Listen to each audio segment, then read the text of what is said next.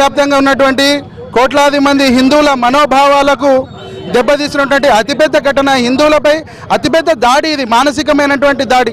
ప్రపంచవ్యాప్తంగా కోట్లాది మంది హిందువుల ఆరాధ్య దైవమైనటువంటి తిరుమల శ్రీ వెంకటేశ్వర స్వామికి ప్రసాదానికి ఉపయోగించే నెయ్యి కల్తీ అవ్వడం, దాంట్లో హలాల్ చేసినటువంటి నెయ్యిని ఉపయోగించి స్వామివారి ప్రసాదానికి నివేదించడం అత్యంత దురదృష్టకరం.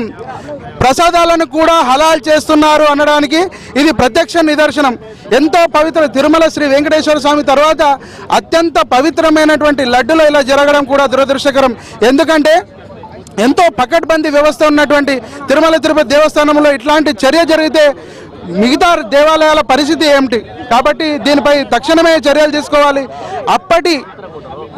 అప్పటిగా ఈవోగా ఉన్నటువంటి వ్యక్తి పైన, అలాగే చైర్మన్ పైన, అప్పటి ముఖ్యమంత్రి పైన కఠిన చర్యలు తీసుకోవాలని చెప్పేసి మేము ఉభయ సాధు పరిషత్ల తరపున, తెలంగాణ మరియు ఆంధ్రప్రదేశ్ సాధు పరిషత్ల తరపున డిమాండ్ చేస్తున్నాము. నారా చంద్రబాబు నాయుడు గారిని కోరుకుంటున్నాము. వారిపై తక్షణమే చర్యలు తీసుకోవాలని కోరుకుంటున్నాము.